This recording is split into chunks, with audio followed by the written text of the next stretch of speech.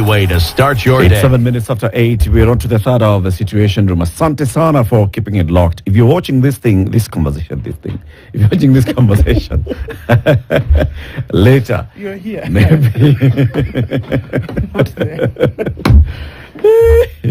you're watching it later, maybe, in the afternoon, in the morning, wherever you are, you've just woken up. It's been overnight in the Americas. You're waking up and you're catching up with the conversation. We finished this thing a long time ago. We are already at home. But thank you because you're watching it now. We're live on Spice FM, on KTN Home, on YouTube and Facebook. You can find the conversations on our YouTube and Facebook channels whenever, at whatever time of the day or year or month, okay? And asante sana for tuning in. So you had your tax obligations up to December 31st, 2022. You did not remit your taxes. Or whatever happened, you did not, okay? So those things, the taxes started accruing penalty. And the penalty started accruing interest. So now you have the principal tax, you've got the penalty, and you've got the interest. And the figure now just looks completely different from what you thought it was. Carrier telling you, you know what, let's actually have a conversation. We are allowed by law now to offer a tax amnesty on these things. So if we have a conversation with you before the end of this month of June, it's possible for us to discuss how we can waive the penalty and interest and only remain with the principal tax owed, and even on that one we can work out a repayment plan. See it, because now it is 10 million shillings, we expect you to give us 10 million shillings. Like that. No, we can work out a repayment plan. How can you do this? For how long? As long as you commit and you put it in writing. So that's what they're saying. Tax arrears up to the 31st of December 2022, you qualify for tax amnesty. Talk to KRA. How do you do that, Ndu? You call, first of all, 0711 999. Okay, let me start again. 0711 099 999. That's 0711 099999. Give a call and find out exactly what you need to do. Or, if you're savvy enough, get onto the website www.kra.go.ke, go to iTax, and then go to the Debt and Repayment tab. There are 5 other tabs after that, and it's a real step-by-step, quick look into what you need to do. And at the end of the day, you come out on top, having sorted out your issues. Easy. Okay. Log on, talk to someone, get it done. They call it easy peasy. Lemon squeezy. Okay, that's the one. That's the one. Well, we continue our Finance Bill Tuesday conversations, and this time we brought in a legislator who will be looking at the finance bill, and she will be expected to vote on the finance bill. Gathoni Wamuchomba, Member of Parliament for Gathoni constituency. Good morning. Good morning, sir. Good morning, good Eric, to have you and here. you, and my professor of Proverbs. Mheshimiwa, these coffees of yours, I like them. Oh, you do? Yes. Thank you. How many do you have? Many colors. Mm-hmm. Very nice. Yeah, thank you. Very nice. Thank you. It's a way of just making it easy for me. Signature. Not really signature, but I don't have to really do a lot of work on my hair. Yeah. Nice one. I may not have that much time. Yeah. You do? Yeah. Thank you. They're lovely. They're very nice. So how are you doing? Very well. Been following you guys. Karibu sana. Very good and healthy conversations. Yeah. Somebody else who's been following us is Kenchik. And they've been in the country for many years, over 50 years, Kenchik in the country, 40 actually. And they've done a lot, in terms of just development of the poultry sector in Kenya. And people have consumed kuku because Kenchik has supported this. So Kenchik have listened to people and have said, now that we have actually understood chicken, no, we understand meat. So how can we also increase or diversify our offering of meat products? So they've come up with Ken Beef by Kenchik. Ken Beef is now beef by Kenchik. So if you're thinking sausages, beef sausages. If you're thinking burger patties, beef burger patties. If you're thinking of, what are the other things? The cow's bacon is called macon. Macon. Okay. Sour. Macon. And those are things, Gathoni, Have you told them? those mutura things that are long ones that are sold in Please supermarkets? don't mention They're mutura in called the buro. morning. They're This called is buro. tempting. This is really And tempting. mutura is a 5:30 p.m. thing. Surely. How do you mention it in the morning? Now these ones are called buro. Buruvos. Those ones. The buruvus. Okay. Have you told them that finance bill is going to impact them very seriously? They know. They know. They know that we have a very serious proposal that is going to adversely affect and impact poultry farmers. If they don't know, ask them to tune in here. Where? You'll tell us. I'm going to dissect that. You'll tell us about it. And tell them what if the proposal goes through, what is going to be the impact, because it is amazingly negative Where? to the farmers of Kenya. Where? Anyway, so those guys are saying, if you'd like to buy now Ken beef by Ken Chick, go to any supermarket, any retail store, you'll find them. Okay. Okay? I'll try. City, give the Mheshimiwa the day's proverb. This week the proverbs are from The Republic of Bensouda. Actually, yes, Bensouda did come from Gambia. Yes, she did. She did. She did. She's not dead. She still comes from Gambia. She still She comes still- from Gambia even till today. When she was in the ICC, She she was came from Gambia even today. And maybe she went back to Gambia After ICC. Yeah. I mean, people through with all this. We are done. Yeah, Thank you very much. All right. Read the proverb. All right. People get fed up even with honey. People get fed up even with honey. Yep. Yes, they do. In my community, we say Kamau Mweronia Iraga. Kamau. Kamau, who was brown, sometimes ends up becoming very black. And Kikuyus didn't like anybody who was very black. Light-skinned Kamau can get Because I'm a dark-skinned. Kikuyu, so I come from a Kikuyu community. So when you want to warn somebody about getting excited over new ideas, over new persons, without, first of all, doing due diligence on them, we use the same proverb, and we say, Kamau Mwero Nyairaga. So don't get excited over this nice person who is packaging himself as a nice person, because eventually he may turn out to be the very black person. Break your Atatoa heart. tint. Tint itaisha. That's a nice one. Rangi tanyeshewa. Atanyeshewa. That's a nice one. It's a Gambian, you said? Yes, yes. All the proverbs this week are from the Republic of Gambia. This Kamau of yours, Gathoni, that we elected in 2022, Ananyeshewa. That's you who said. This your Kamau. Ooh. So the finance bill 2024, right? Is one of those things that are making my Kamau change color. Yeah, it's a punitive, oppressive piece of document What? that is going to make Kenyans' lives even harder. It's going to stifle out people's livelihoods in this country. And I'm worried that if it do happen as proposed, we are going to have very serious impact on livelihoods, and especially touching on the productive society of Kenya. The productive, I mean the people who are earning. Yeah, because there are double taxations proposed, and some of them are retrogressive taxes. Let's start with the main ones. You represent Gathoni constituency. It's very, very active, vibrant agriculturally. Yeah. Very many things. Yeah. They're big poultry farmers. They rear pigs. They are in dairy. They're Yeah. Let's start with poultry because you mentioned. I mentioned poultry. We are not very big in poultry in Githunguri, but we are very big in Kikuyu, Kabeta area. In fact, we have the biggest poultry market in Wangige, Yes. where we sell a lot of eggs, and in Thika. And according to this proposal, Eric, we have proposed that we are going to allow eggs from the East African community to come in to Kenya without any duty. So we have removed all the duties that were there, especially the excise duty. What does that mean? It means that anybody now who is farming poultry or producing eggs in Tanzania and Uganda can now freely bring their egg here. And allowing that to happen, noting that the cost of production in Tanzania and Uganda is so much lower compared to cost of production in Kenya. That will allow more cheap eggs to come from our neighboring countries. And because our farmers cannot keep up or match up, what they will do, they will just give in. And this might kill the poultry industry in this country because there are no better equating incentives given to the same farmers in Kenya.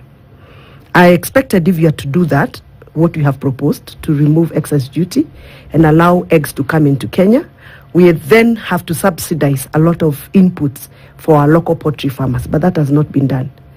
So I see a situation where there will be a lot of proliferation of eggs from East African community to Kenya, and that would definitely kill the poultry sector. Please explain this again. Currently, there is excise duty imposed on poultry products. Yep. From the East African community. No. Not from all the East African community members. But now when we do a blanket entry allowance for them, then that will flood the eggs into this country. Now, Eric, let me tell you what will happen. Is that not part of the East African Common Market Protocol? It is a part of the protocol, but if we allow it to widely get opened without any restriction, any taxes on top, it means then I can actually now go to Tanzania and do my poultry in Tanzania or Uganda and still bring eggs here in Kenya. And that is exactly what is happening right now. The big players of poultry are now relocating, including some of the people we know that are in the executive and the presidency. They've moved their poultry farms from Kenya to Tanzania and to Uganda. So this is actually preferential. This excise duty removal is preferential to favor some serious investors who know what's going on. Eric, what is also going to happen is that there are countries that are outside the East African Community Treaty and are enjoying other block treaties like the COMESA and ECOWAS. And they have also allowed what we call STIP. STIP means a United States Stimulus Importation Program, where those countries allow finished poultry products into their country. So there are countries within East Africa who will access the products that are coming from Europe and from America and other countries to their countries. And because they are also enjoying the East African community exemption, they will now be able to bring those products into Nairobi. Okay. You understand what I'm saying? Okay. So that means this is a new pathway we have created to receiving even products that are coming from Europe, poultry product, but through shortcuts. There was an attempt about, I think in January or February, I don't know whether you read about it, where there was a meeting that was done and it was supposed to discuss the STIP documents.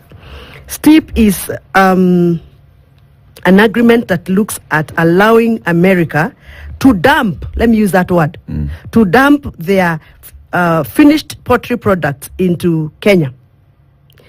US-Kenya STIP. I want to explain what this document was talking about. The Ministry of Trade held a meeting between the Kenya Poultry Breeders Association of Kenya to ask their views on what they feel if they allowed US to bring in final poultry products, finished. When I say finished, I mean when you slaughter a chicken, there is that piece of the head that is not consumed in US, and there is those migus, those what are they called? What is it called feet? Migus. those legs, the claws. Yes.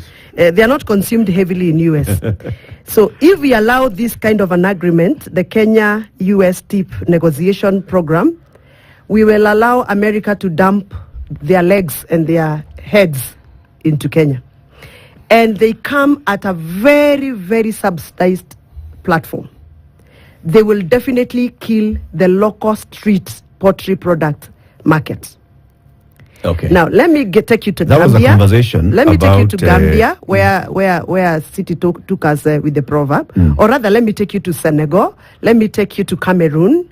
allow me to take you to such countries that have already allowed this kind of business to happen. The poultry industry in those countries has collapsed. Some of them has collapsed up to about 20%, others to about 70%, based on where STIP found them. So this discussion, I'm not so sure whether the presidential delegation that went to USA last week, whether they finalized on this agreement. Because if they did, then we brace ourselves to a diminishing poultry sector in this country. In terms of accessing the East African market, right? Yeah. Right now, Kenyan eggs can go to Tanzania Yeah. tax-free. Yes. So what's wrong with Tanzanian eggs coming to Kenya tax-free? The only problem is that their production cost in Tanzania is slightly lower than the production cost in Kenya. So why can't we lower our costs? So an egg produced in Tanzania will cost less. And therefore, if it is matched with a Kenyan egg, that egg in Tanzania will be more competitive. Why can't we lower our costs? That is a question. That is a question.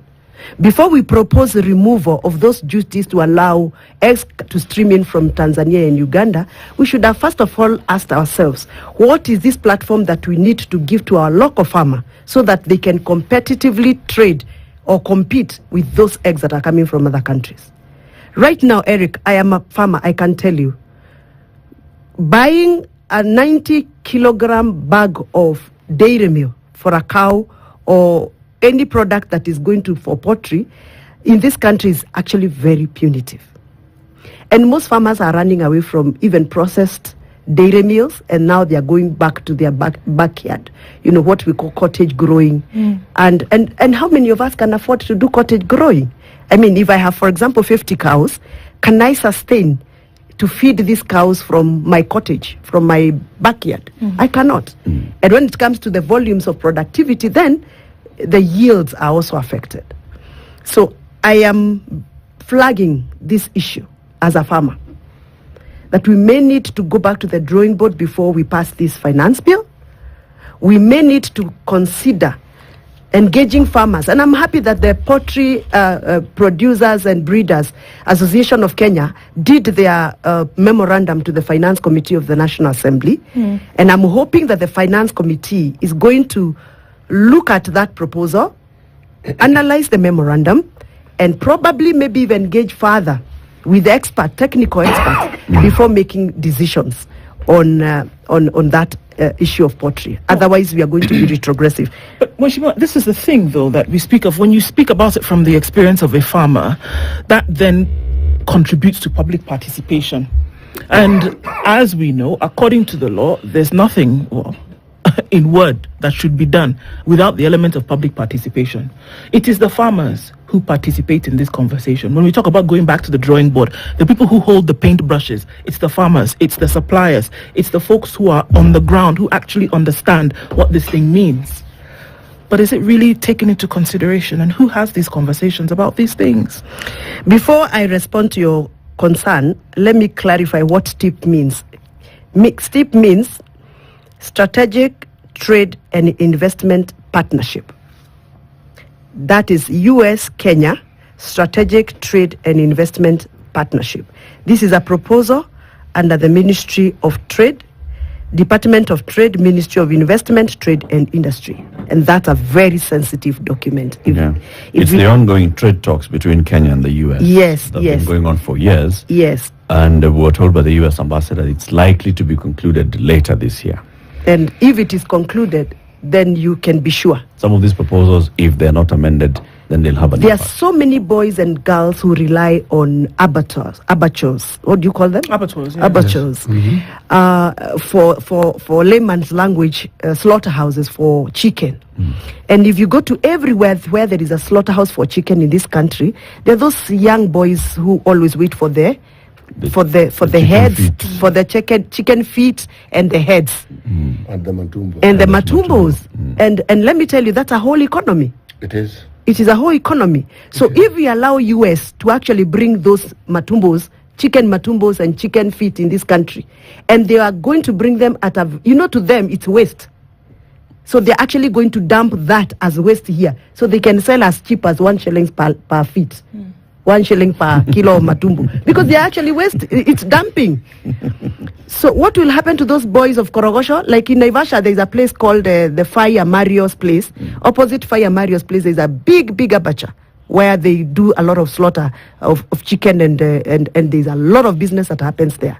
So what happens to those boys and girls, noting that we still have a lot of problems with employment? That's done. Let me respond to what my sister has asked about public participation.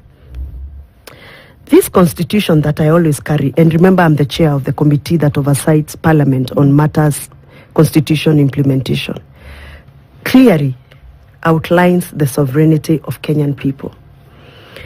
Article 1 of this constitution dictates that the sovereignty of Kenyan people must be given the right space and must be allowed to thrive. The spirit of this constitution then directs that we must allow Kenyans to give their ultimate opinion on lawmaking process. And that is why we must have public participation. But I don't know why in this country we have taken the public participation process like a political process. And I don't even know why politicians are allowed to oversee public participation, because politicians would definitely be biased. They will skew the process towards their wanted or expected outcomes. So last year, I did public participation, not because I was supposed to do, because that at the stage I did public participation in my constituency is not actually part of the process. But I voluntarily went to my constituency and did my own public participation just to weigh people's opinion and get to know their expectation as my voters. And they told me very clearly and very loudly that they were not comfortable with Finance Bill 2023 proposal. Out of that finance proposal, public participation I did, I received a lot of, can I say setback? Yes, I received a lot of political thrashing, political intimidations and all that. But I expected, because that was the mood of the country, I expected that those that went for the formal public participation sittings before the committee that is relevant, that is the finance committee, I expected that their views would have been amalgamated into the final finance bill, which translated to Finance Act 2023. But unfortunately, it wasn't. And that has been the trend. And I'm calling out the executive. I'm calling out Parliament, because Parliament must get serious and align themselves with this constitution. So this thing is a waste of time. Is that what you're saying? From last Public year's participation activity, in all this thing that's happening. From When last there are year's calls for public activity, participation, Washington, in the newspaper, when emails are sent out, when people are told in your wards, in your whatever, come out for public participation, the CIDPs for county, for example, when we talk about the finance bill, when they say come and tell us what you think, it really is an exercise in futility. Well, I don't want to say generally across the board that this is an exercise in futility, but I want to flag out the Finance Bill 2023 activity. That whole activity was in futility, because whatever people said, over 90% Kenyans said they don't want affordable housing. And I'm sure it is in record. But did we listen to them? No. 90% said they are worried about the added levies on fuel. That was last year's proposal. Did we abide with what people presented? So I am not going to generalize and say public participation is an exercise in futility, but specifically what happened last year on finance bill proposal was not right. And if that happens this year, then I think people must go to court. People must go to court. And we must align ourselves with this constitution. I'm very disappointed, Eric. You know, when I sit here as a member of Parliament and I cannot be able to assure my voters that their opinions can be respected, and I swore to guide them and lead them using this constitution, which we are not aligning ourselves with, then I feel it's not worth to be a member of Parliament. Because why should you lead people by force? Why should you, press your own opinion and your own way of doing things down people's throats, and yet we are in a democratic country governed by the rule of law. So I guess this is the time to speak out. Okay. And some of us, when we speak out, we are not applauded. We are not embraced. But we are speaking what is actually happening. Look at, for example, what is happening with our issue that I keep talking about, our land. I came here last year, you remember, and I said, you cannot come and force yourself to build houses for us and take away our land without even asking us whether we are comfortable to give you our land. All those houses, affordable houses project you're seeing, I want you to produce for me a project in Kiambu County where members of Kiambu County were invited for a public participation meeting and asked to donate land to government or to give back land to government of Kenya to continue constructing affordable houses. But we are only hearing there is a affordable housing project coming up in Sijui Thika, coming up Sijui in Roiro, and nobody is asking us, what is it that you need? In my own constituency, I overheard that there were plans for people to come and take over land that belongs to the Mau Mau veterans. Land that was gazetted in the year 2011 by the late Olen Timama. Specifically to come up with the Mau Mau veterans structures like the galleries, the kereres, the Mau Mau education facility. And it's there in the Kenyan Gazette. Then somebody somewhere is seated in a boardroom crafting on how they are going to come up with affordable houses on that land without engaging the Mau Mau themselves, without engaging us, because we are the owners of the land. I mean, that is what I'm calling out. We must align ourselves with this constitution. If we want a government, a functional government, we must follow the constitution of Kenya. Time for that break. The Honorable Gathoni Wamuchomba is a member of Parliament for Githunguri constituency. She is the chair of the National Assembly Committee for the Implementation of the Constitution. You're talking about public participation, the threshold for engaging with Parliament and the threshold for Parliament oversighting the executive. We'll be back. This is the Situation Room, the only way to start your... Are you ready to make your mark in the world? To showcase your business, event, or special announcement in a way that grabs attention? Well, you can now rest easy with the Standard Group self-service platform, allowing you to book ad space in the Standard newspaper hassle-free.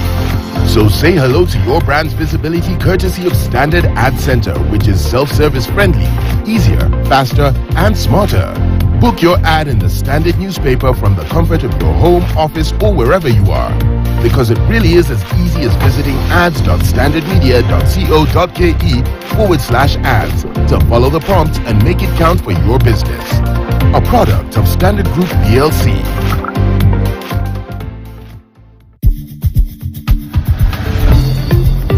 We value your feedback and welcome your comments, queries, and complaints regarding our content. You can get in touch with us on SMS 22151, call 0719 012 450 or 0719 012 090, or email feedback@standardmedia.co.ke, or you can send us a letter on Post Office Box 30080-00100, Nairobi, or deliver it to our offices at Standard Group Center, Mombasa Road, Nairobi.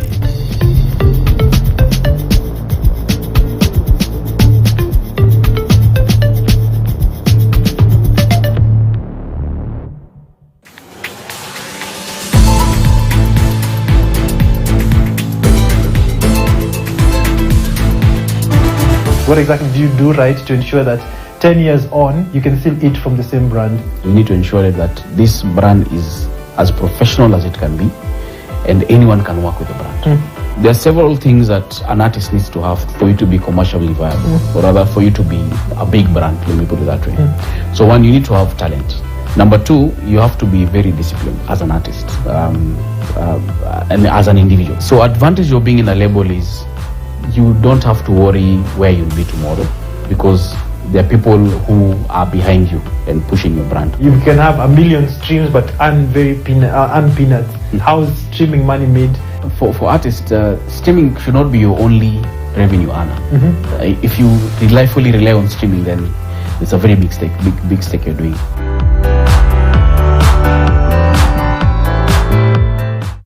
From the Thika Superhighway right around the Globe Cinema roundabout, there's traffic that's bumper to bumper as you get through towards the central part of the city. Let's see what happens in about half hour or so.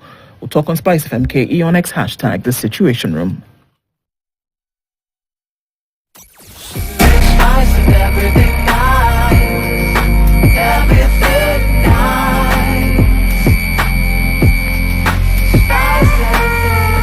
Spice up your life. Mature, intelligent talk every morning. Spice up yourself.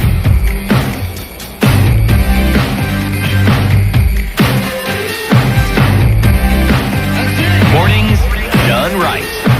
94.4 Spice FM, Nairobi. Our Finance Bill 2024 conversation continues with the Honorable Gathoni Wamuchomba, Member of Parliament for Gathoni constituency. Which, well, we've heard the things that you've said. You know, your frustration. You say, in fact, you get to a point where you're wondering, what's my job as an MP? And you've talked about the Constitution. You walk around with it. You chair the committee that is responsible for oversighting the implementation of this Constitution so far.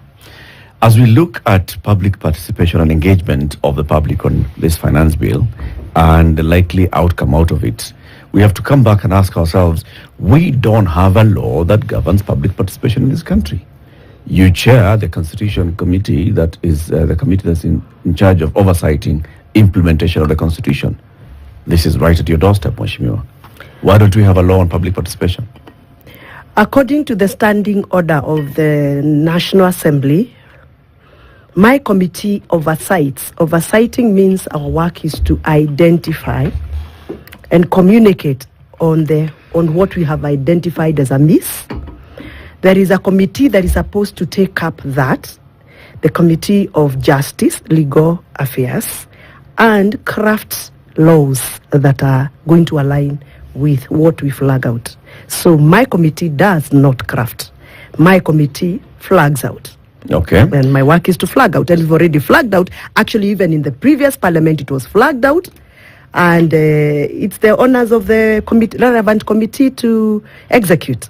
We have seen previously the Committee on Justice and the Committee on CIOC working together to craft bills. Even in the last parliament, those two committees crafted the bills on, amending the Political Parties Act so that we can have this coalition political party thingy-majiggy. We saw them amending the electoral laws so that we can have something happening. Why can't you work together this time again? What we do, according to the standing order, you initiate the process as the committee relevant. If you require technical support or otherwise from the other committee, then you create that coalition, and that coalition or collaboration can only be directed and instructed by the speaker. So I can't just walk into another committee and say, I'm here because I want us to collaborate. It has to be a process. So but Eric, I want you to allow me... Hold on, let me just ask this so that we can understand. What powers does your committee have when it comes to oversighting implementation of the Constitution? A very crucial requirement of the Constitution is public participation. Very crucial. Like you said, it is the one that makes sure that Chapter 1 of the Constitution is then implemented, because you're giving oversight. There is a committee whose work What is powers does your committee have? Our work, like I said, I repeat, our work is to actually identify areas where we have not implemented, but to ensure that the implementation has happened. That's not our work. There is a committee on constitutional implementation in the National Assembly. That's their work. And you are chairman of the committee on oversight. No. Yours is implementation oversight committee. Yes. The Constitution So we look at implementation to oversight what extent committee. have you implemented. But if you have not implemented, for example, you have not implemented the 2/3, for example, and it is a threshold within the Constitution. Yes. Our work is to flag out who has not done what. And then? And what sub-article have you not implemented up to there? And then? The process of making sure and ensuring that it is implemented, it is taken over by the Committee on Implementation, which waits for us to flag out and then they take over.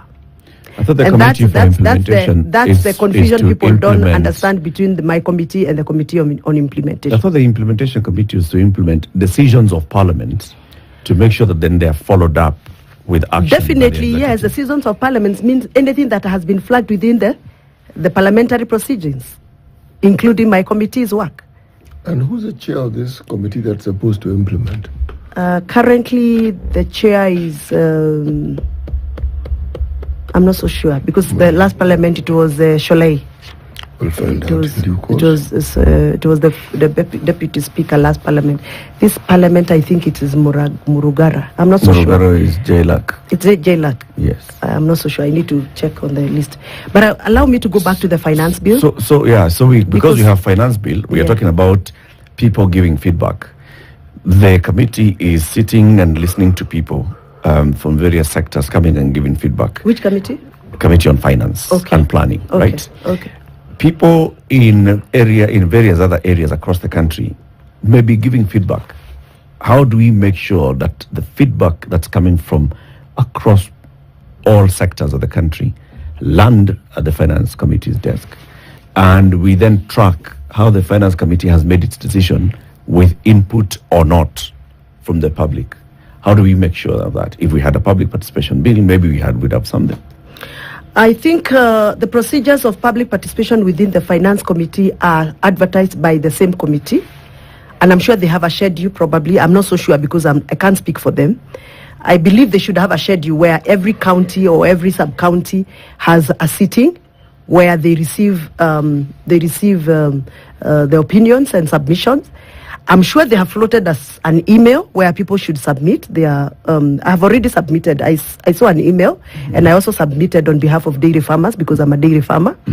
And then they should sit and retreat and look at the submissions. So what is the threshold here? Because we've seen previously when in the matter of the affordable housing bill, the court saying that there was not sufficient public participation in the manner in which it had been advertised. And that's why Parliament had to then change and say we are going to have sittings across the country.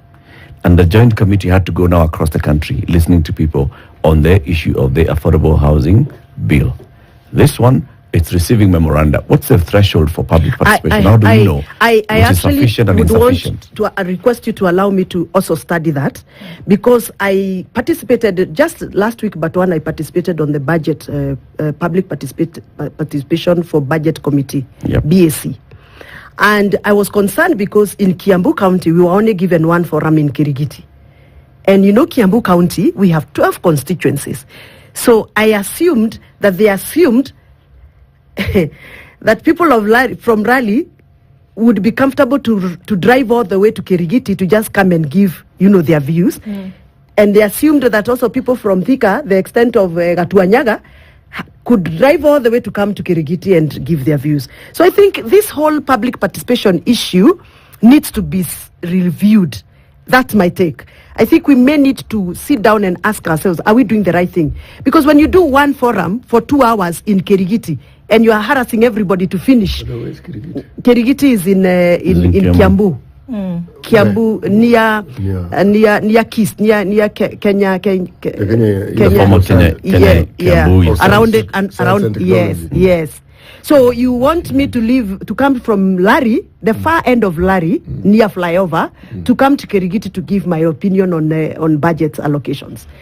And how many of us can afford anyway? So those are the issues that I think, because I'm not the right person to speak about this whole thing, basically because I don't chair the BSC committee, I don't chair the finance committee, and I am still not very familiar with public participation, the thresholds you're asking for. So allow me to study, and probably the next interview, we will dissect that further. Allow me to go back to the finance, because that is what I had prepared. Because he asked me a question, Eric asked me a question, because I represent farmers. How do I feel like my farmers are taken care of within this finance bill? And I would say yes and no. No, because I represent milk farmers, poultry farmers, coffee farmers, and tea farmers. I have seen this proposal like it's a bit discriminative, Eric.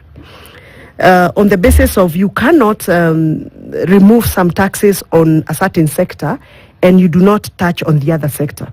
There is a proposal that is on the zero-rated supplies that says that transportation of sugarcane from farms to milling factories are going to be zero-rated on supplies. But I've not seen transportation of tea, transportation of coffee, transportation of milk. And in my constituency, milk transportation takes all the money that the farmer is supposed to end up with. The cost of transportation of milk is very expensive in Githunguri. Most of my farmers lose their money during that process because, of course, milk is perishable. So most farmers, by the time they deliver the milk to the processing point, the milk is already spoiled and they have to lose all the kilos. Explain how this transportation causes this problem. Cause this problem in terms of? You see, the cost of transportation ensures that the farmers don't benefit from their milk. Yeah. So what is it about the transportation? Because the farmer has to be charged for the cost of transportation. Now let's take, for example, a farmer who is transporting milk from their boma, their shed, their home. You have to package this milk into the right container, otherwise your milk is going to be disqualified. You have to use aluminium and a certain gauge of aluminium, not just aluminium. You have to make sure that your the temperature of your milk is right. Because if the temperature of your milk is not right, according to your processor, your milk is not going to be accepted. You have to make sure that your milk is covered. So if you're carrying your milk using a boda, you must make sure that the container that is filling your milk is properly covered, sealed. Now, all those costs of ensuring that your milk is covered and transported in the right container, that whole cost is pushed back to the farmer. Because the processors are the ones who provide that transport. They provide you with the container, they provide you with the trucks that are going to pick your milk so that they can maintain the right temperature, and they charge you for that. So at the end of the day, the farmer is the one who is losing. So when you come to the finance bill, this is a national document. It is not a regional document. And you zero rate or you remove taxes on supplies of a certain sector and you do not touch the other sector, then I can only conclude that this is discriminatory. And therefore, I'm flagging it out. If you are to zero rate supplies, zero rate supplies for every farmer. And if you really have to take care of the sugarcane farmers and you don't touch my farmers, then I need to be explained to. Why?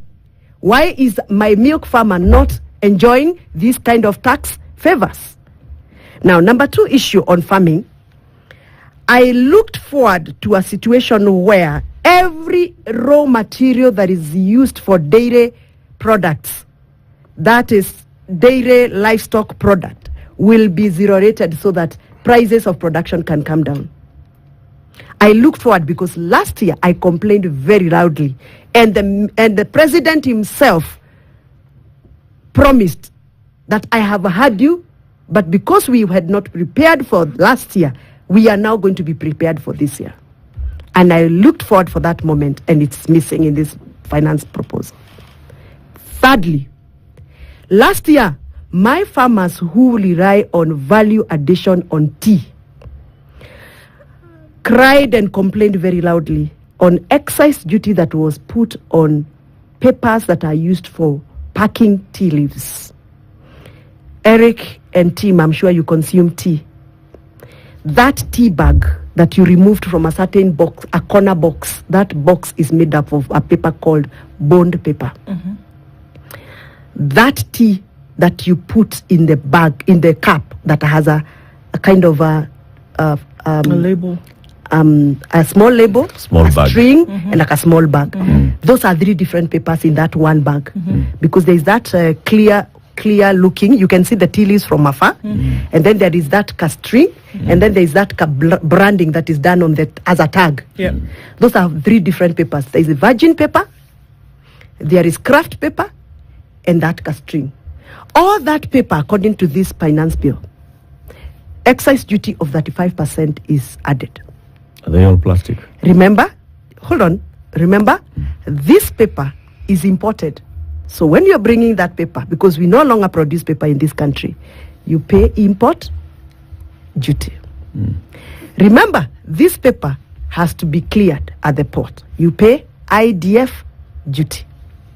Remember, this is value addition. And in Kenya, any product that is under value addition is subjected to VAT.